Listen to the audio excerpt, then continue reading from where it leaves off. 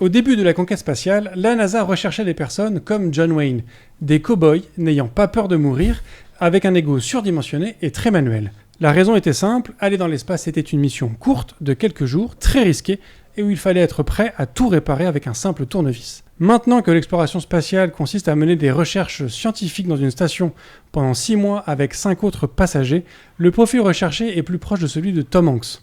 Plus apte à travailler en groupe, dans la conciliation et dans l'étude. Si cette analogie peut vous surprendre au premier abord, et en plus tout est vrai, elle s'applique aussi un petit peu à notre métier. Au début, les applications étaient rudimentaires, avec des durées de vie très courtes, utilisées par des connaisseurs.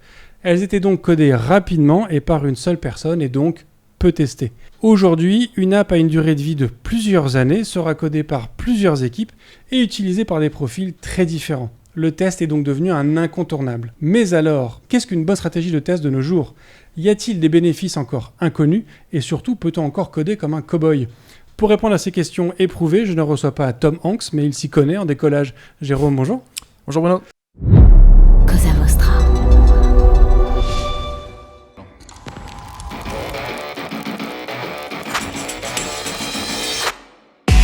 Bonjour, je suis Bruno Soulès, je suis un dev, D-E-V, pour différents, extraordinaires et visionnaires. Bienvenue dans If This Then Dev, le podcast qui veut résoudre le problème avant de passer au dev. Chaque semaine, je recevrai un expert pour décoder un sujet ou une tendance de notre formidable métier d'artisan du numérique. Sans en faire un tuto, nous parlerons d'une techno ou de notre quotidien de dev. Une discussion sans boucle, sans condition, mais compilée, afin d'en comprendre tous les éléments avant de passer au dev. Ce podcast est une production Cosa Vostra, où nous codons comme nous accompagnons nos clients, en étant différents, extraordinaires et visionnaires. Alors Jérôme, est-ce que tu pourrais te présenter pour les quelques personnes qui ne te connaîtraient peut-être bien pas ? Bien sûr, donc moi c'est Jérôme, je travaille à Sougilis, je suis consultant et responsable d'une offre pour aider nos clients à améliorer en fait toute leur chaîne de production logicielle, donc du product management en passant par le dev, le test jusqu'à le delivery, la CI, CD et voire même encore plus loin, tout ce qui va être ensuite production, gestion de la production et autres. Voilà. Et pour info, je suis passé par pas mal de strates en fait dans le milieu de l'informatique, ça fait maintenant 20 ans que je travaille dans ce milieu-là. Voilà, et j'ai fait un peu de développement, qui était mon cursus de base. De la cybersécurité, du réseau, puis après j'ai fait de la qualité, donc j'ai été ingénieur qualité pendant plusieurs années. Après j'ai eu des postes de product owner et ces dernières années de engineering manager et VP engineering. Voilà. Ok. Alors du coup cette logique de test, est-ce que c'est quelque chose que tu dois encore convaincre tes clients de l'importance du test ? Alors les convaincre de l'importance, non. On se rend compte qu'aujourd'hui c'est quelque chose qui est en fait acquis, il faut faire des tests. Voilà. Hormis quelques exceptions, mais de manière générale c'est acquis, il faut faire des tests. Par contre, là où il faut arriver à les convaincre, entre guillemets, c'est leur faire comprendre que faire du test pour faire du test, ça n'a pas spécialement de valeur. Ce qui compte en effet, c'est d'avoir justement une vraie stratégie de test, faire des choses qui amènent vraiment de la valeur ajoutée dans ce qui est testé. Ok. Et du coup, donc, c'est quoi le premier sujet, en général, qu'il faut mettre en place dans cette notion de stratégie de test quand tu arrives chez un client qui n'en fait pas ? Alors qui n'en fait pas du tout, qui fait pas du tout de test. Qui n'en fait pas du tout. Ouais. Ça existe encore déjà ou ? Ouais, ça arrive encore. Et souvent, ça va être vraiment des gens qui sont pas du milieu, des gens novices, typiquement des gens qui vont faire appel à nous pour développer une application, un service web, un logiciel, voilà, qui n'ont pas ces notions-là. Donc, la première chose déjà, c'est d'arriver à les convaincre qu'il faut faire du test quand même, et donc leur dire oui, ça va avoir un coût. Voilà. Une fois passé ça, généralement, en fait, c'est là qu'il faut se poser et se dire ok, on fait des tests, mais on fait quel type de test, voilà. Et pourquoi on les fait ? Si on les fait, qu'est-ce que ça va nous apporter ? Voilà. C'est ça la première réflexion qu'il faut faire. Parce que généralement, quand on développe un logiciel, directement les développeurs ils vont penser il faut qu'on fasse des tests unitaires. Ok, pourquoi pas ? Et on passe directement à l'échelle tout en haut qui est faut aussi qu'on fasse des tests end-to-end. Ou tout du moins des équivalents. Voilà. Puisque tu vas retrouver un mix des deux. C'est-à-dire que les développeurs ils vont faire des tests unitaires qui en fait sont des tests end-to-end qui testent tout. Et pour eux, c'est des tests unitaires. Voilà. Alors du coup, c'est quoi la définition exacte du test unitaire ? Alors le test unitaire, donc je remets un peu dans le contexte en fait. Il existe une pyramide des tests en fait qui permet en fait de ranger les tests suivant suivant ce à quoi ils servent concrètement. Voilà. Et donc tout en bas de la pyramide, on a les tests unitaires. Les tests unitaires à la base, normalement, ce sont ceux qui coûtent pas cher, ils sont faciles à faire, ils sont faciles à développer et surtout ils sont faciles à lancer et à obtenir en fait le feedback dessus parce qu'ils sont rapides à exécuter.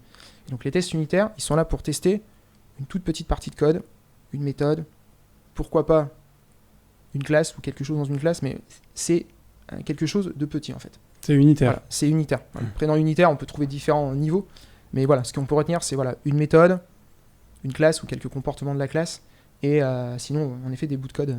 Voilà. Ok. Et le fait d'en avoir plein, si on devait en faire qu'un seul type de test, ça serait vraiment des tests unitaires qui permettent de consolider en fait la base. On sait qu'au moins que ce qu'on code, voilà, si on fait une boulette, on va tout de suite avoir le résultat, ça va casser en fait un ou des tests. C'est la base de la base. Est-ce qu'il n'y a pas un risque justement si ton test unitaire est trop unitaire, trop petit, qu'en fait il ait plus de valeur, c'est-à-dire que au final quand tu changes ta ligne de code ailleurs ou autre, tu vois que tu réduis la capacité à catcher une... Donc on en revient à la notion de valeur ajoutée. Voilà. Donc en effet, si tu as plein de petits tests unitaires, en effet, tu peux dire, est-ce que ce que je suis en train de tester, mais est-ce que ça sert à quelque chose ? Je suis en train de tester ce if, est-ce que ça sert vraiment ? Est-ce que j'en ai vraiment besoin ? Clairement, il faut se poser la question. Et l'autre truc, c'est quand tu as beaucoup de tests unitaires, c'est là qu'arrive la notion de, on va peut-être passer au cran supérieur, qui sont les tests d'intégration cette fois. Voilà. Où là, on va venir tester l'imbrication de différents composants, donc 2 classes ensemble, s'assurer que les 2 ensemble fonctionnent bien, 2 méthodes, 2 morceaux de code, 2 parties du produit. Voilà. Et quelque part, c'est l'enchaînement en montant dans la pyramide des tests qui permet de s'assurer qu'on couvre un bel ensemble du produit et que à chaque étage, en fait, il y a une vraie valeur ajoutée dans ce qu'on est en train de faire. Okay.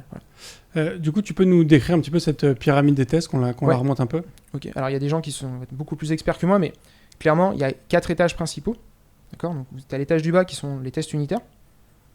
Ensuite, il y a l'étage qui est juste au-dessus, qu'on appelle les tests d'intégration. Donc, comme je disais juste avant, c'est vraiment là où on teste que 2 classes ensemble fonctionnent bien, que 2 méthodos, 2 blocs de code en fait fonctionnent bien ensemble. Parce qu'unitairement, ça peut marcher, mais quand on les met ensemble, il peut y avoir des soucis. Ensuite, on a la partie du dessus, qui est celle où il y a les plus grandes sous-catégories de tests. Donc, c'est ce qu'on appelle les tests systémiques. On les appelle aussi les tests fonctionnels. Voilà, où dedans, on va retrouver des tests d'API, tests de performance, tests de compatibilité.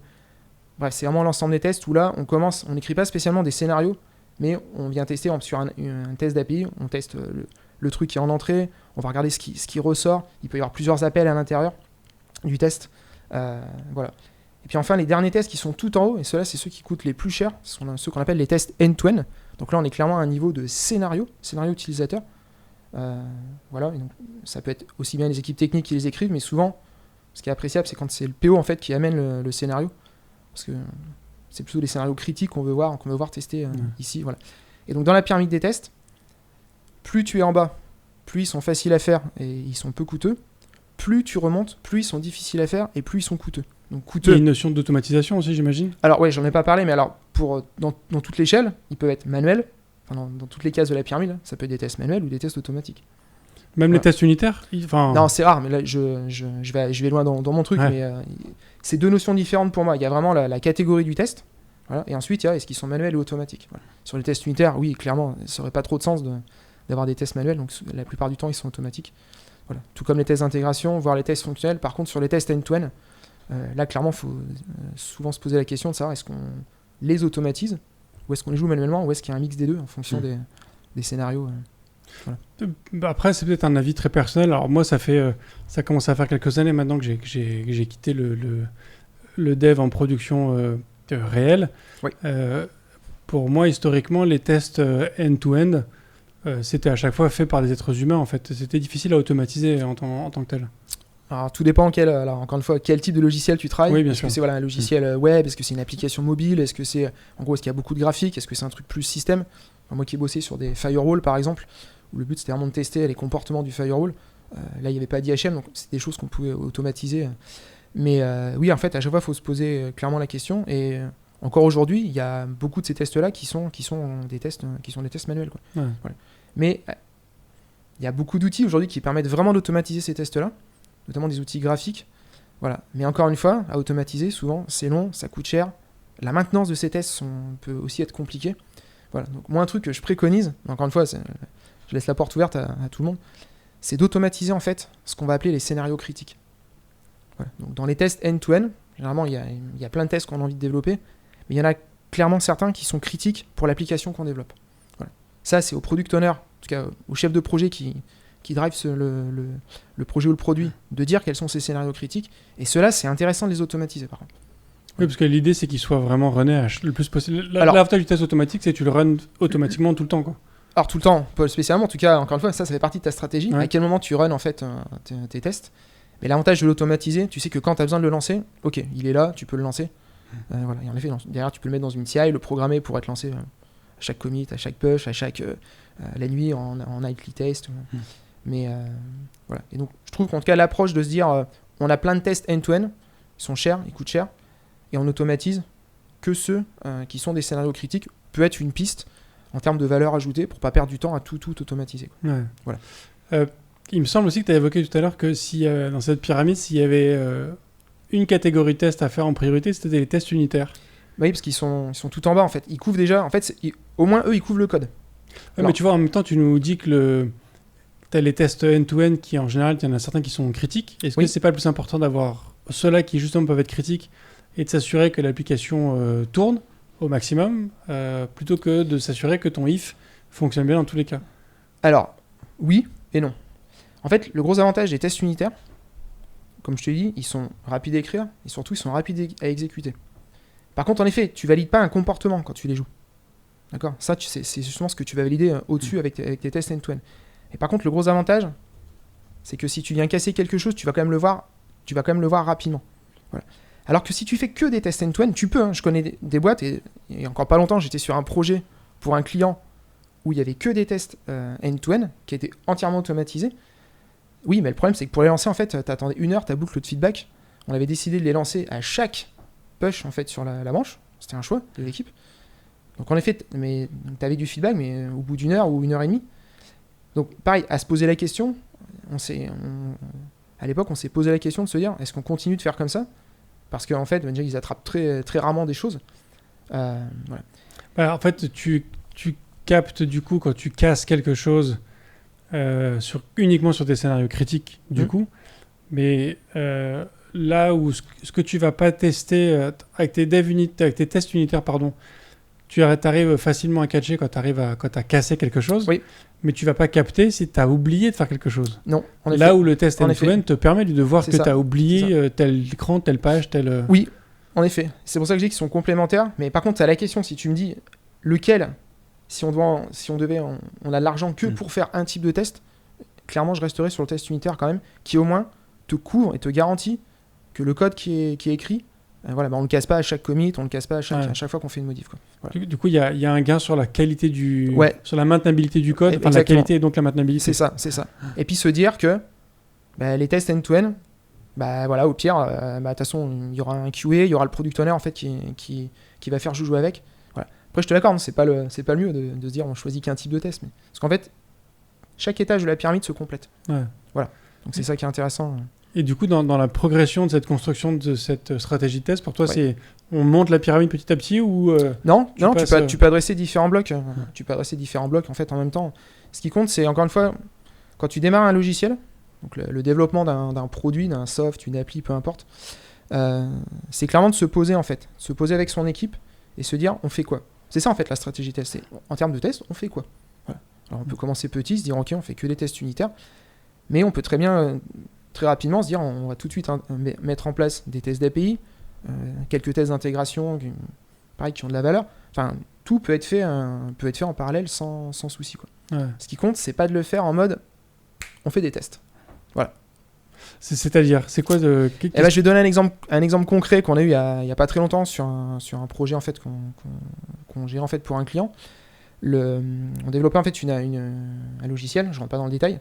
On développait un logiciel où il y avait qui tournait sous Windows, donc il y avait un bout de front, un bout de back sur le logiciel.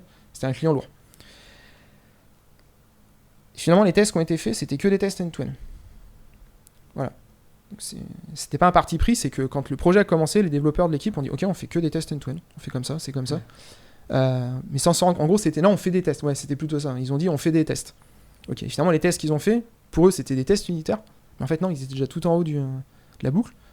Voilà. Alors en fait, le truc était hyper bien couvert. À chaque fois, chaque clic qui déconnait, en fait, on le trouvait.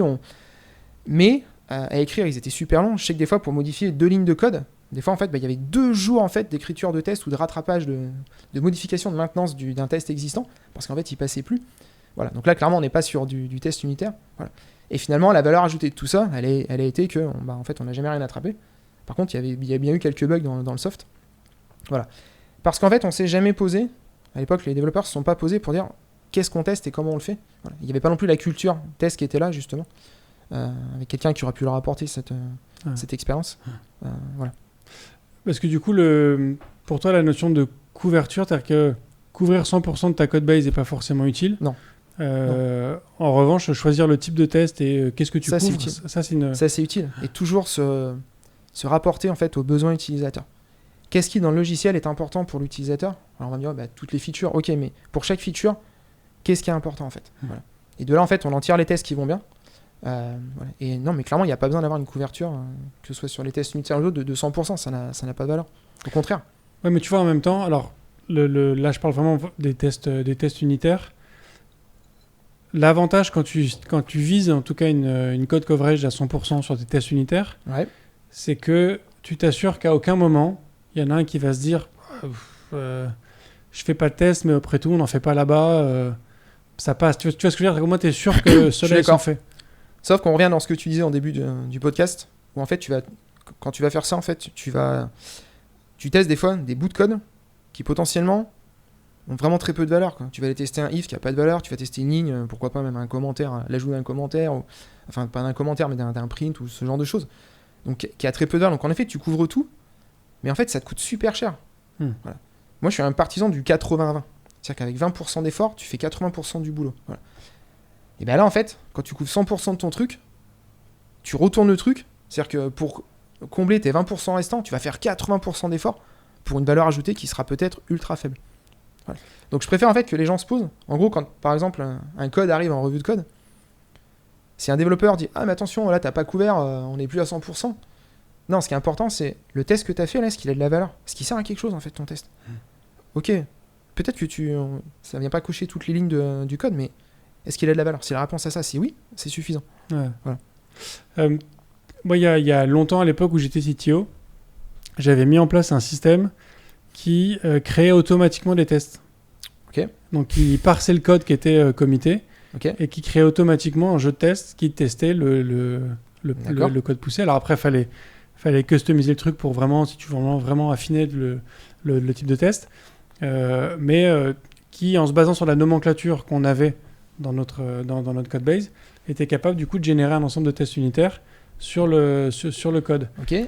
Et du coup, il y avait une vraie question que j'ai évoqué avec quelques devs qui était est-ce que ça a vraiment de l'intérêt est-ce que c'est vraiment du test si au final tu vois, ça a été créé automatiquement et du coup ça passe le truc et puis en fait c'est exactement la question que j'allais te poser. Ouais, alors comme ça c'est à chaud bien entendu, hein.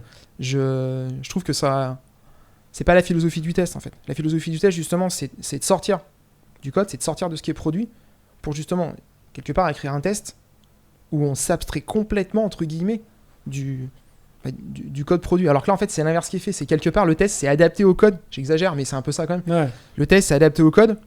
Donc, quelle est la valeur de ce test ? Comme ça, je me dis, elle paraît faible, en fait. Voilà. En fait, c'est ce qu'on me répondait souvent. C'est que on me dit, oui, mais du coup, tu crées un test qui valide le code que tu as pondu, donc tes tests passent. Ça n'a pas forcément d'intérêt. Ce que je conçois dans une logique TDD, c'est-à-dire qu'effectivement, d'abord, tu crées le test et après, tu essayes de remplir le test. Moi, ce que je vois dans cette approche que j'avais, c'est que du coup, ça prend beaucoup moins de temps d'écrire les tests parce qu'ils sont en partie faits automatiquement. Et en fait, t'as quand même le côté maintenabilité de ton code. C'est-à-dire que du coup, certes, t'as pas cette logique de te dire je m'assure que je valide bien ce qui m'a été demandé par mon PO ou je ne sais quoi. Mais en revanche, mon code, il est validé à un instant T, il fonctionne comme ça. Et si demain, il y a un de mes collègues qui va pondre un truc qui pète mon code, on le voit en fait, parce que il y a ça qui était... Alors, de ce point de vue-là, je suis d'accord. Ça, au moins, tu garantis que le code, mais sans parler du produit, que le code, en effet... c'est ça. C'est ça, en fait. Moi, je suis... faire du logiciel, on parlait d'artisanat tout à l'heure. Pour moi, quand on développe, on fait un produit. On fait un produit pour des clients, pour quelqu'un. Voilà. Et donc, le code n'est que la réponse technique, en fait, à ce produit. Donc, dans l'approche que tu avais en tant que CTO, t'as raison, d'un point de vue maintenabilité du code, tes codes étaient écrits plus vite, tu perdais moins de temps, et au moins tu couvrais quelque chose, et donc quand le code changeait, et qu'il y a un test passait plus, tu tu le voyais, mais je trouve que ça apporte pas grand-chose d'un point de vue produit, en fait. Voilà. Parce que ce qui compte quand tu écris du test, encore une fois, c'est de te dire le test que je suis en train de faire, à quoi il me sert et quelle valeur ajoutée en fait il a pour mon produit. Voilà. Ouais. Et dans le cadre où tu les génères automatiquement, je trouve qu'il y a beaucoup moins de valeur ajoutée pour le produit. Voilà. Il y a une relance dans le chat sur la code coverage à 100%. Ouais. Velkins qui nous dit ce n'est pas inutile. La valeur est présente lors de montée de version ou de langage ou de librairie tiers en s'assurant que la montée de version ne casse pas le soft. Oui, encore une fois, je suis d'accord. Et alors, c'est d'autant plus vrai quand tu as que des tests unitaires. Voilà. Par contre, quand tu commences à avoir une pyramide où les étages commencent à être pas mal remplis sur chacun, là, la couverture de test, la couverture à 100% sur les tests unitaires, je trouve qu'elle est moins intéressante, parce qu'en tout cas, dans le cadre là, de ce que l'auditeur a mis, dans ce cadre-là, notamment sur tes montées de version, tu auras d'autres tests qui vont venir, donc tu auras des tests d'intégration, tu auras des tests fonctionnels et encore des tests end-to-end qui eux aussi en fait vont venir potentiellement, il y aura des choses en fait qui vont péter quand ils vont passer, si jamais il y a une montée de librairie ou autre d'un autre composant qui apporte une régression, quoi. Voilà. Donc si je grossis le trait de ce que tu dis, Ouais. c'est que si je fais que du test unitaire, il faut un coverage à 100%. Non, ça peut avoir un intérêt. Moi j'irai jamais à 100% parce que même si je plus sois ce que vient de dire l'auditeur, mais encore une fois, je regarde la valeur ajoutée. Je me dis que si je suis pas à 100%, d'accord, je suis qu'à 80% par exemple, mais que pour nous le développement c'est hyper fluide, on perd pas de temps, on se prend pas la tête avec les 20% restants, je préfère ça et me dire que ok, à chaque montée de version faut qu'on fasse attention, faut qu'on soit attentif. Je préfère faire ça, qu'on perde un peu de temps sur une montée à chaque fois sur les montées de version, à perdre un peu de temps à faire du réglage, plutôt que de perdre du temps à chaque fois à avoir une couverture à 100%. Ouais. Voilà. Pragmatisme en fait. Ouais, mais tu vois, tu parles de ce temps que tu prends en plus en étant vigilant sur les montées de version et compagnie. L'intérêt des tests, c'est que tu as une batterie de tests où quand tu les runs, tu as plusieurs centaines, voire plusieurs milliers de tests qui vont être lancés, que tu peux pas conceptualiser, nous, avec nos petits cerveaux d'humains, tu vois, comme on dit tout à l'heure. Mais encore une fois, c'est vraiment le coup du 100%, parce que vraiment avoir une couverture à 100%, ça veut dire que chaque ligne de code, donc il y a du sens, on enlève les commentaires et ce genre de choses, mais c'est-à-dire que chaque ligne de code qui est fait est couvert quelque part par un test unitaire, en fait. Voilà. Et c'est plus ce côté-là où je me dis, tiens, on se force à aller à écrire un bout de test pour aller couvrir quelque chose. Et voilà, je retourne sur ma notion de 80-20. Ouais. Voilà. Et donc, ce que je voulais dire aussi, c'est que du coup, de ce que je semble comprendre, c'est que tu peux compenser une faible couverture de tes tests unitaires avec des tests end-to-end. Et du coup, plus tu en as au-dessus, alors moins faible, tu peux en encore une faire fois, test unitaire, même si on ne veut pas monter par exemple à 100%, c'est quand même intéressant d'avoir une belle couverture de test. Ce que je considère une belle couverture, c'est au moins du 80-85%. Enfin là, on couvre quand même déjà quelque chose. Enfin, voilà. Faible, c'est vraiment en dessous. Et là, en effet, non, si c'est trop faible, ça ne sert plus à grand-chose. Mais ce qui est intéressant, c'est d'avoir donc une belle couverture de tests unitaires, voilà, et ensuite de venir compléter par donc, des tests d'intégration, parce qu'on l'a dit tout à l'heure, juste des tests unitaires ont peu de valeur pour le produit, voilà. Donc de venir compléter ça par des tests d'intégration, et puis ensuite d'autres tests au-dessus, des tests fonctionnels, tests d'API, tests de comportementaux, tests de compatibilité, de performance, il y en a plein. Voilà. Et puis encore au-dessus, là, oui, il y a des tests ultimes de scénarios vraiment utilisateurs sur le produit, quoi. Voilà. Et du coup, dans cette définition de ta stratégie de test, ouais. Comment tu définis ce que tu couvres, ce que tu couvres pas? Tu vois, qu'est-ce qu'on inclut dans les 80 et qu'est-ce qu'on vire? Ça, pareil, c'est des choses avec lesquelles il faut se poser en fait avec les développeurs, c'est aussi donc avec les équipes techniques. Donc clairement, ça se décide, hein. On se pose, on y réfléchit. Des fois, c'est aussi des choses qui se décident en revue de code. Par exemple, un développeur qui soumet sa revue de code, c'est souvent que, moi je vois passer les collègues qui vont lui dire tiens, attention, là, ça serait cool de couvrir ça, pour le coup, c'est pas couvert. Ça serait bien qu'on le couvre dans le test unitaire.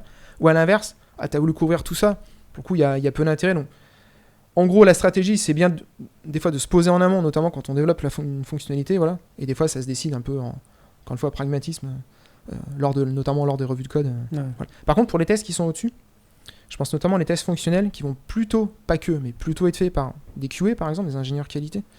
Là, c'est vraiment intéressant de se poser avant pour se dire, ok, sur cette feature-là, franchement, on fait quoi? Ouais. Voilà.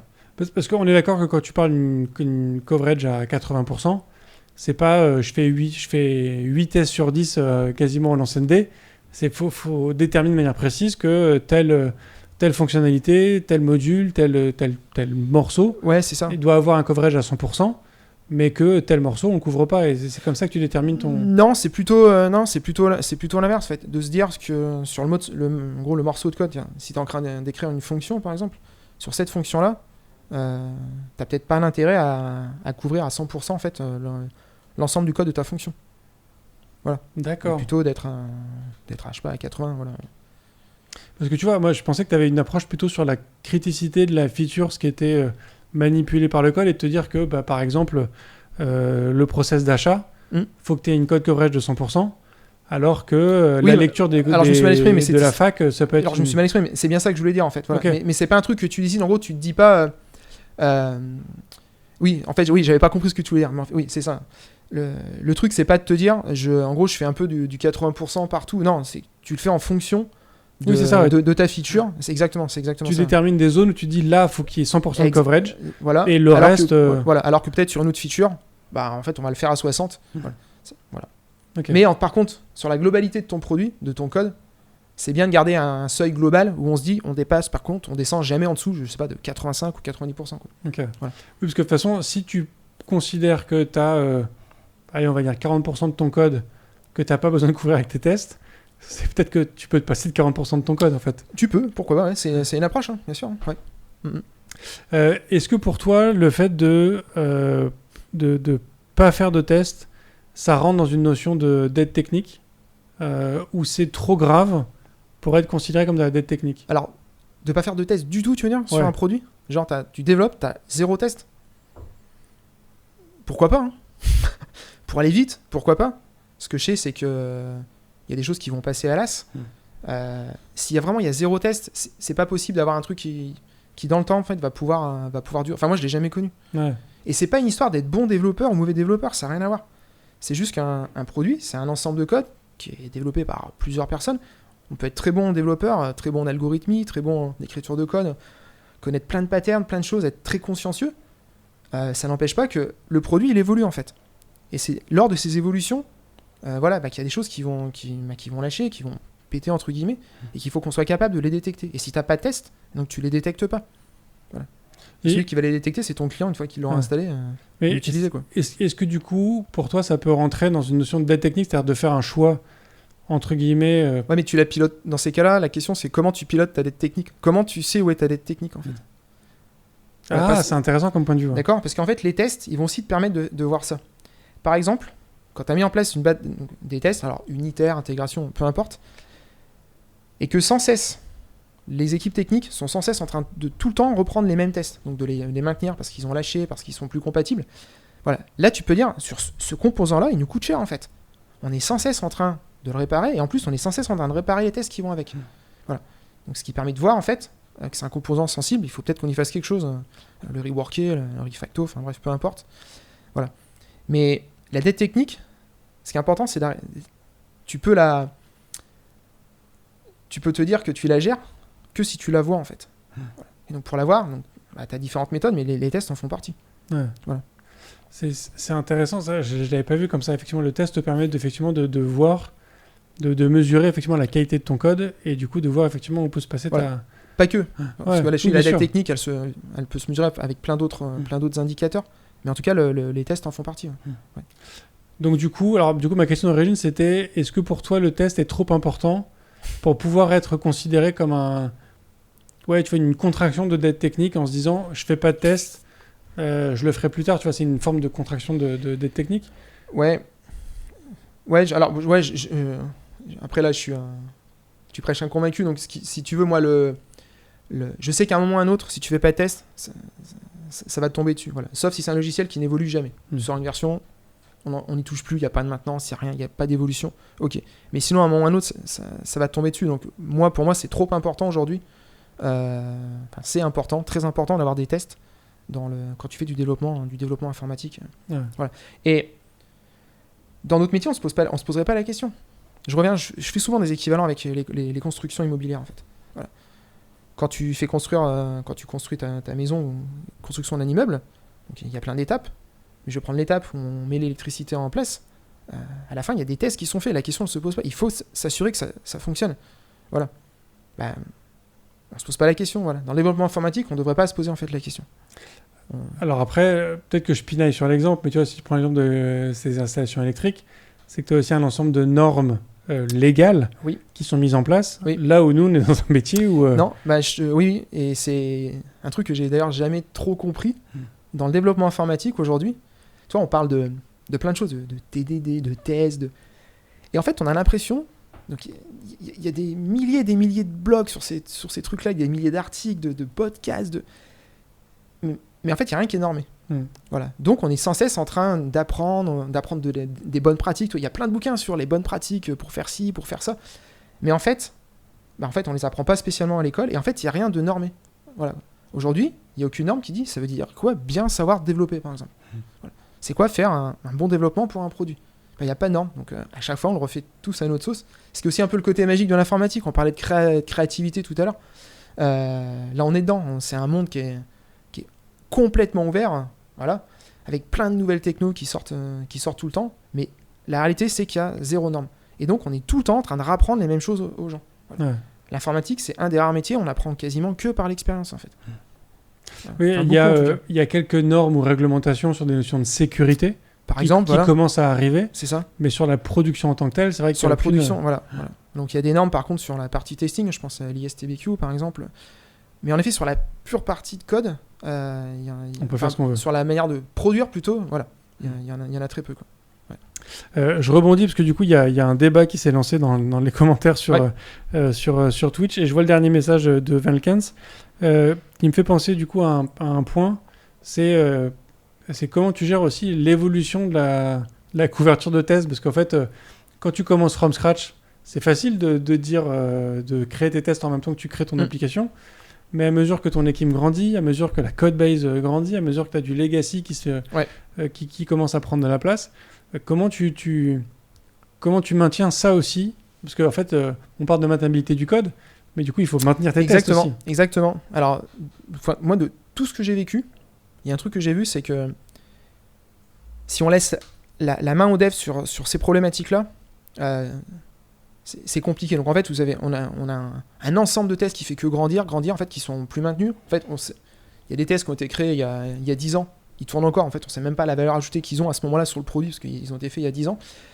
Et donc la remise en question de toute cette partie-là, je sais que si c'est vraiment géré que par les devs, souvent c'est pas pris en compte. Voilà.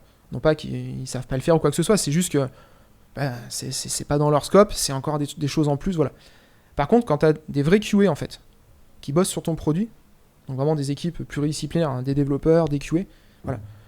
Là, généralement, alors, il faut que l'équipe soit bien rodée, mais oui, j'estime que c'est en tout cas une part de leur boulot de se dire, tout comme on le fait pour le code, de régulièrement en fait se poser et se dire, bah tiens, là, où est-ce qu'on en est de notre couverture de test, voilà, que ce soit de l'unitaire jusqu'au test end-to-end, qu'est-ce qu'aujourd'hui a encore de la valeur, est-ce qu'on a encore des tests qui datent de Mathusalem, est-ce qu'ils ont encore de la valeur ? Est-ce qu'il faut les supprimer ? Est-ce qu'il faut les garder ? Voilà. Donc ces questions-là, en fait, il faut se les poser régulièrement. Pour moi, ça fait partie de la dette technique, en fait, ces trucs-là. Ouais. Voilà. C'est de la dette technique de test. Voilà. Et donc, il faut... et d'ailleurs, pour moi, pareil, un CTO, entre guillemets, tu as été CTO, ça doit faire partie, pour moi, de son giron. Non pas de régler les problèmes, mais de porter attention à l'équipe, de leur dire, attention, autant on fait attention à notre code, on fait régulièrement des refactos, on enlève ce qui sert à rien, machin. Bah, il faut le faire aussi sur la partie test. Ouais. Voilà. Mais du coup, tu parles de l'importance d'un rôle de QA. Ouais. On a quand même l'impression que en dessous d'une équipe de dev de, on va dire, au moins 200 personnes, tu vois, on met du temps avant d'envisager de recruter quelqu'un sur un rôle de QA. Est-ce que pour toi, on l'envisage trop tard ? 200 personnes, t'as dit ? Ouais. Ouais, non, c'est énorme, 200. Ouais, mais tu vois, moi, j'ai l'impression qu'en dessous d'une équipe de 200 personnes... Ouais. La direction ne pense... encore une fois, c'est... Moi, mon ratio, mais c'est très théorique, mais en tout cas, le ratio que j'aime bien, c'est clairement le top du top. Pour moi, c'est un QA pour 2 devs. Voilà, mais je suis déjà dans le... Ah oui, vraiment de la qualité. Ça me paraît complètement utopiste. Pour beaucoup de boîtes, c'est utopiste. J'en ai connu. Voilà. Sinon, déjà, 1 pour 3, c'est top. 1 pour 4, c'est déjà bien aussi. Mais la prise de conscience qu'il faut un QA, c'est pas à la direction de l'amener. C'est à ceux qui gèrent le produit. Donc, ça va être un engineering manager, un VP engineering... Pourquoi pas un CTO ? C'est eux qui doivent amener ces notions-là, en fait. Et Voilà. du coup, alors moi, je suis très certainement très loin trop loin de ces sujets-là, très, très, très organisationnels. Euh, dans ce que tu vois, toi, aujourd'hui, c'est quoi le ratio le plus courant? À partir de combien de devs il y a un QA Alors, qui commence à arriver? Clairement, ça va dépendre des secteurs. Voilà. Aujourd'hui, Oui, vraiment, sur les secteurs, par exemple, industriels, là, on voit que la partie qualité, ça fait vraiment partie du truc. Souvent, ils sont normés ISTQB, ce genre de choses. Donc, eux, ils ont conscience de ça. Et donc, les ratios que tu vas trouver, ça va être du 1 pour 4, du 1 pour 3, voire même du 1 pour 2. Voilà. Okay. Donc, je vais pas citer de nom de boîte, mais voilà, sur des grosses boîtes industrielles, c'est ce que tu vas retrouver. Après, sur des boîtes plus petites, ouais, bah, clairement, des fois, tu vas retrouver du 0 pour 10. Voilà. Ou des fois, du 1 pour 9. Voilà. Dans ma dernière expérience, oui, longtemps, on a été pour un QA pour 9 personnes. Je dis pas que ça servait à rien, parce qu'il l'a porté, lui. Mais en fait, il était complètement dépassé par la quantité de code et de features qui sortaient. Il n'arrivait pas à les absorber. Donc, en fait, on faisait des choix. On faisait des choix pour lui. Et donc, dans nos stratégies test, les choix qu'on avait fait, c'était aussi pour prendre en compte, lui, sa propre production qu'il pouvait faire, parce qu'il était tout seul, quoi. Donc, voilà. Même sur les QA, il y a une notion de code coverage, en fait. Oui. D'une certaine façon. Ouais, c'est ça.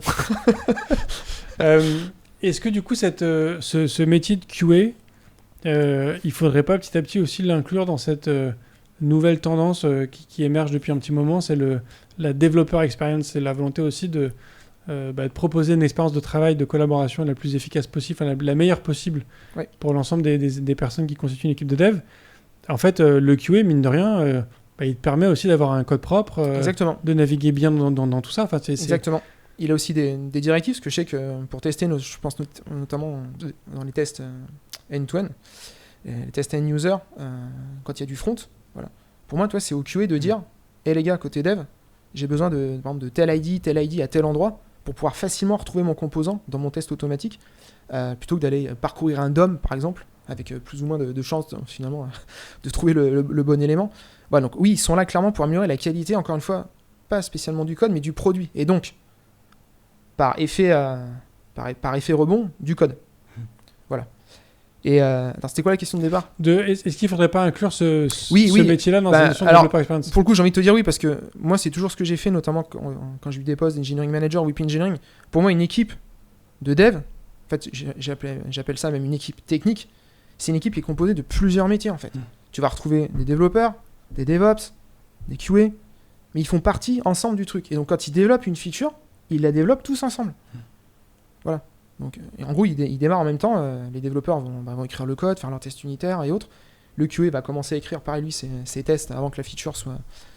ses tests fonctionnels ou end-to-end avant que la feature soit terminée. Mais ils bossent vraiment ensemble, ils la réfléchissent ensemble. Ouais. Et ça, pour moi, c'est une manière de travailler qui est, je trouve en tout cas, aujourd'hui, plus efficace que les devs font leur truc et il y a une équipe QA qui récupère... voilà. Mais encore une fois, je prône quand même pas non plus...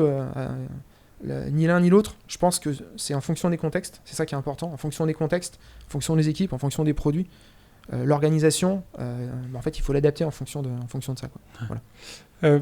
Il y a une question du coup aussi dans cette notion de stratégie test, c'est qui fait les tests, enfin qui les écrit déjà? Et pour moi ça fait partie de la stratégie. En gros, dans ce que j'appelle une stratégie test, ça comporte plusieurs éléments. La première, c'est quel type de test on fait. Test unitaire, test d'intégration, voilà. La deuxième, c'est qui les écrit. Donc on dit clairement, les tests unitaires, ça sera les devs, les tests machin, ça sera les QA. Voilà. Ensuite, il y a qui les exécute. Alors, non, je vais d'abord parler, est-ce qu'ils sont manuels ou automatiques ? Voilà. Dans le cadre où ils sont automatiques, c'est à quel moment ils sont exécutés et où. Est-ce qu'on les exécute sur un environnement de staging, sur de la pré-prod, sur la prod, pourquoi pas, et quand ? À chaque commit ? Chaque push, à chaque juste la nuit, en nightly, voilà. Et ça va se décider en fonction de différents critères, voilà. Et ensuite, il y a, en effet, s'ils sont manuels, qui les exécute. Voilà. Ok. Et il n'y a pas de réponse toute faite là-dessus, c'est vraiment en fonction du... Ah ouais, c'est clairement à l'équipe de décider, quoi. Voilà. Ensemble, on se pose et on décide ensemble, quoi. Ok. Voilà. Il y avait du coup la question, dans les différents points que tu viens d'évoquer, sur... Oui, non, j'avais une question qui venait de tout ça. Quand tu disais de quand est-ce qu'on les exécute, ouais. Il y avait ma question aussi qui est devenue, je ne sais pas pourquoi, c'était quel est l'impact de la conclusion des tests automatiques. J'explique ma question. Vas-y. On peut imaginer que tu peux avoir des tests qui te disent c'est bon, c'est pas bon, mais tu peux aussi avoir un c'est bon, mais warning. Ouais. Alors, j'en ai pas vu souvent, mais je sais que ça se fait. Ça arrive. Est-ce que on considère qu'à partir du moment où tu as un warning, on pousse pas en prod ou si c'est un warning, on pousse en prod quand même, ou est-ce qu'on se met des seuils, puisque c'est selon les équipes. Tu vois, c'est quoi le... Pareil, j'ai pas de réponse toute faite parce que ça va aussi dépendre du contexte et de ce qu'on veut en faire. Généralement, les tests où tu vas avoir du warning, ça va être des tests où tu sais que dans leur exécution, tu as quelque chose d'externe qui va intervenir. Alors, je vais penser à un exemple qui vient souvent en tête. C'est tu fais un test où dedans il y a un élément réseau.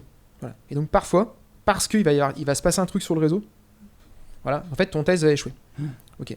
Mais finalement, le code il est bon, c'est juste que pour le coup, le test échoue à cause d'un élément perturbateur extérieur. Voilà. Donc, c'est ce type de test que tu pourrais dire, ça équivaut à un warning entre guillemets. Parce que le code a l'air bon, mais il a pété pour un autre truc qui n'était pas du tout dans le scope dans son scope à lui. Donc la question de savoir, c'est est-ce qu'on pousse pas. Pareil, ça je pense que c'est des choses qui sont à décider. Tu pourrais imaginer par exemple que si tous tes tests sont verts, tu pousses en prod. Alors, automatiquement ou manuellement. Tu pourrais aussi dire, même si c'est tout vert, c'est quand même quelqu'un qui fait l'action manuelle. Voilà, mais on part du principe qu'on va pousser en prod quoi qu'il arrive.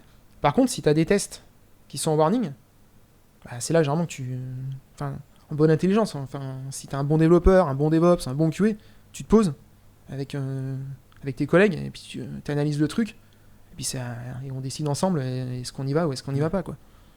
C'est un peu comme la voiture autonome qui rend le volant oui, à l'être humain, quoi. C'est ça, c'est exactement ça. C'est ça. Encore une fois, il y a un moment, il faut aussi être pragmatisme et puis se poser les bonnes questions. Quoi. Voilà.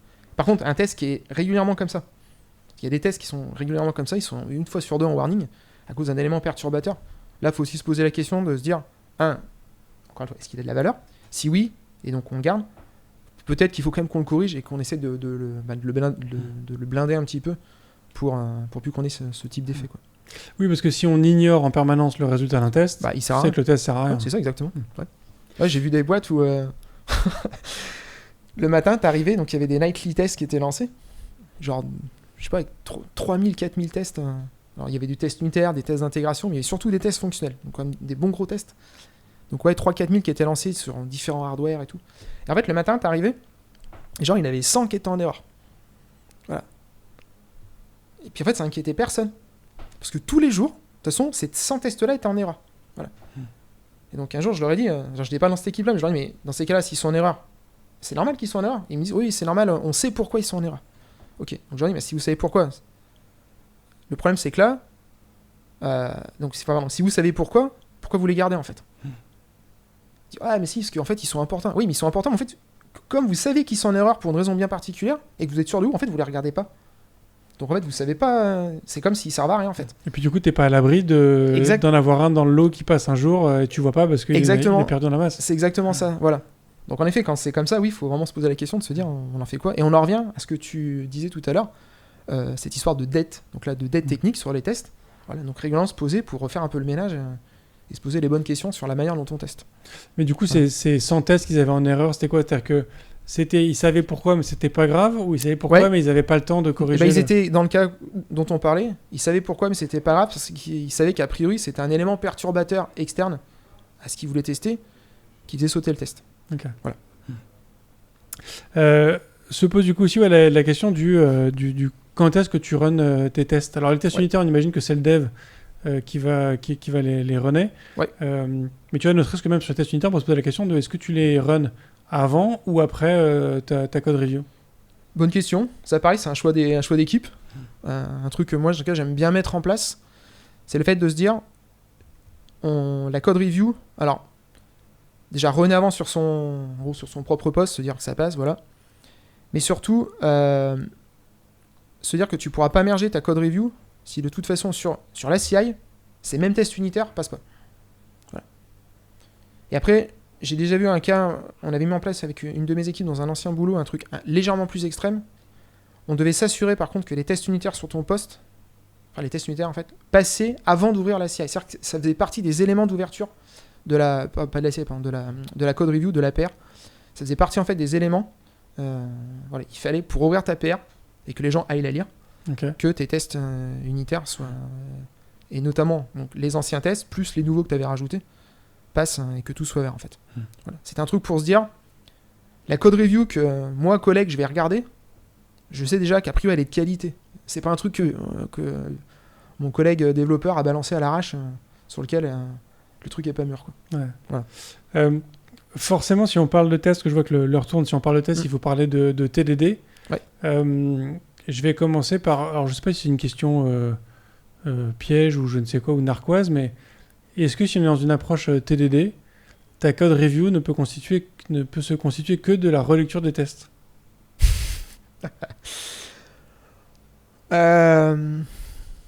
Non. Alors, dans un cas extrême, on pourrait se dire oui. C'est-à-dire que dans ce cas-là, tu t'intéresses qu'à ta feature, qu'au comportement et donc à ton besoin utilisateur. Et donc, tu te dis, ok, le test qu'il a écrit, il couvre bien le besoin utilisateur. Pour moi, c'est bon. Donc, tu pourrais t'arrêter à ça. Le problème, c'est que tu n'es quand même pas à l'abri que dans sa manière d'avoir développé son code, il y a peut-être des notions d'algorithmie qui sont améliorées. Je pense à des notions de complexité algorithmique. Il y a peut-être des manières d'écrire le code qui peuvent être améliorées. Voilà, donc non, je trouve que ça serait un peu extrême de s'arrêter en fait à l'écriture. Par contre, ce qui est sûr, c'est que quand tu publies ton code sur ta code review, tu publies ton code source plus ton test unitaire. C'est important que les gens aillent voir le test unitaire par contre. Je vois trop souvent des revues de code où les gens disent c'est bon, j'approuve ce code. En fait, ils sont allés voir que la partie écriture du code. Et en fait, ils sont pas allés relire le test unitaire pour s'assurer que, encore une fois, qu'il avait de la valeur, qu'il répondait bien aux besoins. Voilà. Ouais. Et du coup, c'est quoi au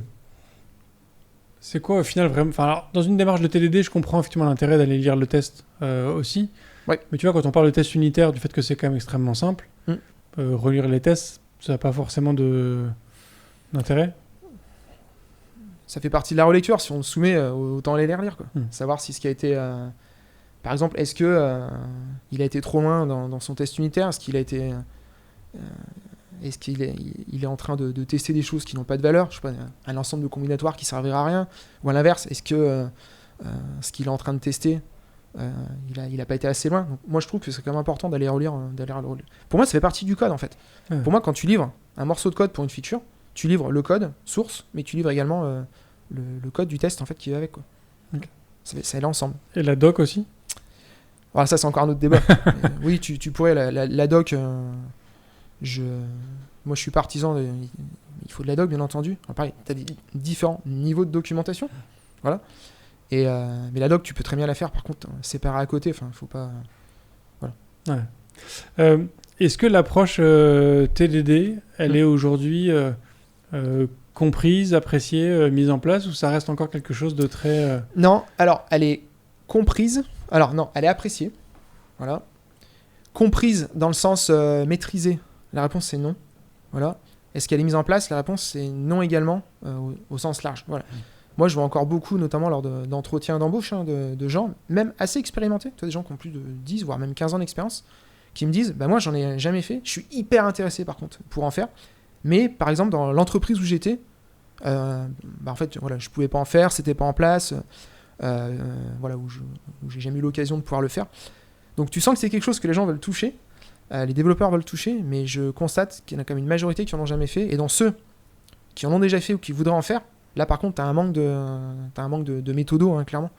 Voilà, ils comprennent le principe, mais voilà, il faut un petit peu de training, un petit peu de formation pour... voilà, un peu de pair avec quelqu'un, généralement ça fait l'affaire, mais voilà. Et est-ce qu'il y a une... Comment formuler ça? Est-ce qu'il y a une adoption du TDD qui est similaire à l'adoption qu'il y a eu du Scrum? C'est-à-dire que les gens ont envie d'en faire, mais ont du mal à s'y adapter, et quand ils commencent à en faire, en fait, ils pensent en faire, mais ils en font pas du tout, parce qu'ils le font n'importe comment. Ouais, t'as un peu de ça. Mais moins que Scrum, comme je trouve. Scrum, ça part vite dans tous les sens, et encore aujourd'hui, c'est clairement pas... dans plein de boîtes. C'est pour ça que je suis chez Asugilis, en fait, c'est aussi pour aider les entreprises sur cette partie-là, parce que la valeur ajoutée du Scrum qui est mis en place, je dis pas qu'elle est nulle, mais elle est hyper faible. Autant ne pas avoir de méthode, ça reviendrait au même. Voilà. TDD, je trouve que c'est un petit peu différent, parce que déjà, je trouve que c'est un peu plus précis. Et on parle d'écrire du test sur du code, donc que les développeurs maîtrisent quand même, savent coder. Donc je trouve que c'est plus simple et plus rapide, même quelqu'un qui n'en a jamais fait, c'est plus simple et plus rapide à faire monter en compétence la personne. Et généralement, ensuite, la personne comprend assez vite et se débrouille plutôt bien, toute seule, assez vite. Enfin, en tout cas, c'est ce que j'ai pu constater dans mes équipes. Ouais. Voilà. Mais par contre, ce qui est sûr, c'est que l'envie, elle est là. Ouais. T'as Ok. plein de gens qui disent « Ah putain, j'ai trop envie d'essayer, j'ai trop envie d'en faire. » Oui. T'aimes ou t'aimes pas, par contre. Ouais. On a beaucoup parlé du coup du rôle du dev dans cette notion du test. On a parlé du QA, mais il y a aussi il y a beaucoup de gens qui interviennent sur des projets. Tu as parlé très rapidement aussi de l'impact des tests sur les stories. Ouais. Et du coup, on imagine aussi sur le PM. Ouais. En quoi est-ce que le PM a aussi son rôle à jouer sur les tests?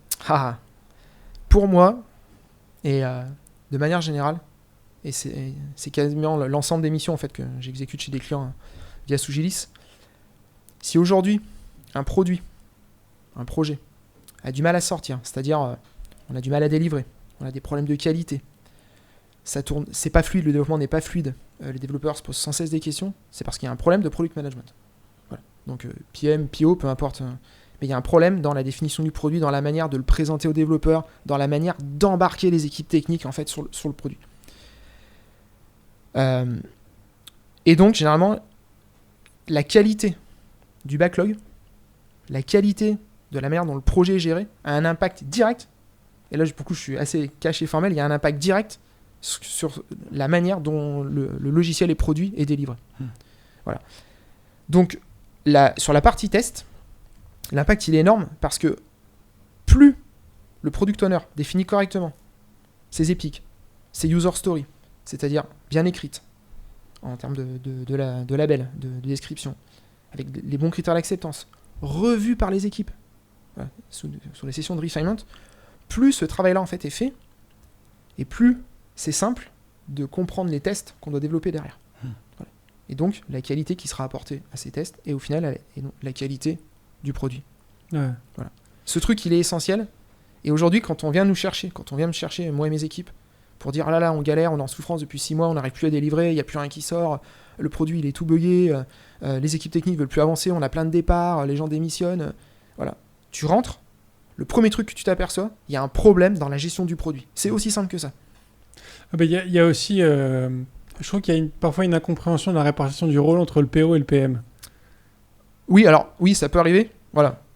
Après, alors je voulais pas rentrer dans les détails d'où peuvent venir les problèmes, ça c'en est une en tout cas. Mais même sans cette histoire de répartition, peu importe si tu sois PMPO, il y a un moment, fais ton boulot correctement, j'ai envie de dire. Voilà. Fais-le bien et surtout embarque les équipes avec toi. Ça, c'est le plus important. Souvent, les équipes ne sont pas embarquées, elles sont exécutantes, mais elles ne sont pas embarquées dans le produit. Et voilà, donc c'est pour moi une des problématiques majeures aujourd'hui dans la gestion et le delivery d'un produit, quoi. Voilà. Mais est-ce que le PM il a un rôle qui va jusqu'au test unitaire? Non, mais encore une fois, la qualité de tout ce qu'il va te dire en amont va obligatoirement influe derrière sur la manière de développer, parce que plus c'est clair, plus c'est précis, plus c'est simple pour le développeur de développer quelque chose, et donc de faire la partie test unitaire qui va avec. Par contre, non, il va avoir un impact fort, d'un point de vue test, sur les tests qui sont en haut de la pyramide. Parce que moi, ce que j'attends d'un PO, c'est que ça soit lui qui nous donne des scénarios de test end-to-end à écrire, et voir potentiellement que lui en déroule certains, quoi. Voilà. Donc, que les QA en automatise de quelques-uns, on a parlé tout à l'heure des scénarios critiques, pourquoi pas. Mais là où c'est intéressant, c'est quand le PO en déroule aussi lui-même quelques-uns sur les trucs sur lesquels il veut avoir la main, quoi. Ouais. Voilà. Je rebondis sur une question à nouveau de Valkins dans le chat, qui effectivement je me suis jamais posé. C'est est-ce que tous les tests rentrent dans une logique TDD sont à faire avant? Parce qu'effectivement le test unitaire, ça peut être difficile de l'écrire avant de coder quelque chose, oui. De qu'on teste un petit bout de fonction. Oui, et ben pareil, pragmatisme. Voilà. Quand on sent que c'est possible, faisons-le, allons-y gaiement. Et si c'est pas possible, faisons-le autrement. Par contre, il y a un truc, c'est qu'à chaque étage de la pyramide des tests, moi je trouve intéressant de faire du TDD. Et je vais prendre le cas du QA qui est en train d'écrire un test fonctionnel, donc plutôt haut niveau, un test d'API, par exemple, on veut tester plusieurs appels consécutifs sur une API. Je trouve hyper intéressant que le QA en fait écrive son test alors que la feature n'est pas encore faite, pas encore terminée. Voilà. Et en fait, je trouve hyper intéressant qu'il le fasse, c'est-à-dire sans s'occuper de ce qui va être produit. Lui, il a juste son test fonctionnel en tête, donc il l'écrit avec son framework. Voilà. Et puis comme ça, le jour où la feature, ça y est, elle est faite par les développeurs, il récupère le truc, il la lance, et puis là, il regarde ce que ça donne. Ça, je trouve ça super intéressant. Voilà. Mais par contre, non, sinon, c'est le pragmatisme qui compte. Faut pas se prendre la tête. À un moment, faut avancer. Faut faire simple. Donc si le TDD s'y prête, on y va. Et si on se rend compte que c'est trop compliqué pour différentes raisons, bah non, on n'en fait pas. Et puis on écrira le test unitaire après. Il n'y a pas de... Mais du coup, on peut quand même rester dans une démarche de TDD avec juste certains tests qu'on écrit après, c'est ça. Bien sûr. Ah ouais, il faut rester souple. Ce qui compte, c'est que les gens soient à l'aise avec ce qu'ils utilisent, en fait. Voilà. Moi, c'est ce que je dis dans mes équipes. Soyez à l'aise avec ce que vous faites. Si vous n'êtes pas à l'aise avec un concept, ne le faites pas. Si vous voulez qu'on vous forme dessus, ben, on va prendre le temps de le faire. Mais par contre, vous lancez pas dans un truc où vous vous sentez pas à l'aise. Enfin, ça fait partie, de la vie de l'équipe, en fait. Ouais. Écoute, c'était une discussion extrêmement riche. On a vu beaucoup de choses, donc merci beaucoup pour cette discussion, Jérôme. J'aurais deux dernières questions pour toi, qui sont les questions rituelles du podcast.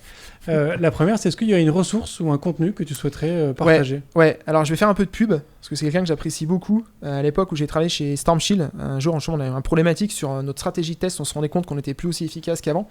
Mais plutôt que de résoudre le problème par nous-mêmes, il fallait savoir que j'étais sur des équipes, j'avais quasiment une quarantaine de personnes en dessous de moi, en gros 25 développeurs et 15 QA. Mais plutôt que de résoudre nous-mêmes, on s'est dit là, c'est un gros chantier. On a fait appel à quelqu'un dont c'était vraiment le métier. Et j'ai aimé beaucoup travailler avec lui, il s'appelle Xavier Pigeon.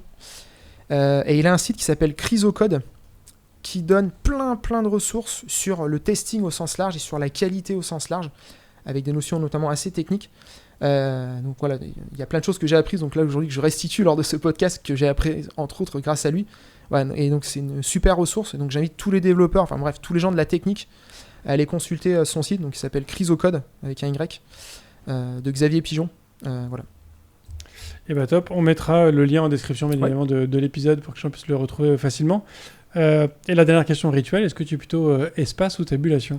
Alors, bah moi je suis quelqu'un, encore une fois, j'essaie d'être très ouvert d'esprit, en fait je suis les deux, parce qu'en fait je suis très carré, et donc quand j'écris du code, même si j'en fais plus beaucoup, même à titre perso, j'aime que les choses soient fixes, donc je vais plutôt être sur les espaces. Mais j'apprécie de pouvoir faire une tabulation qui me met directement mes espaces, en fait. Ok. Moi, je te range quand même dans la catégorie espace, du coup. C'est ça, exactement. Oui, quand même. Oui.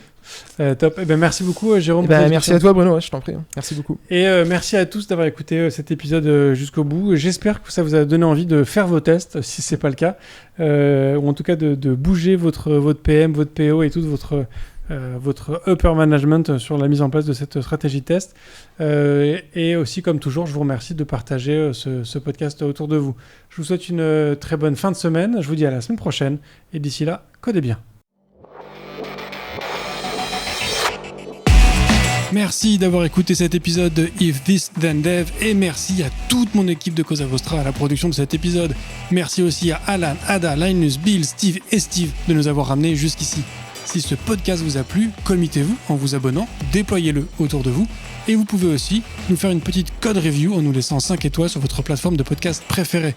La conversation continue bien sûr avec vous sur Twitter, LinkedIn, Facebook, Instagram, chacun sa techno, @ifthisdendev ou @bibir, BIBEAR.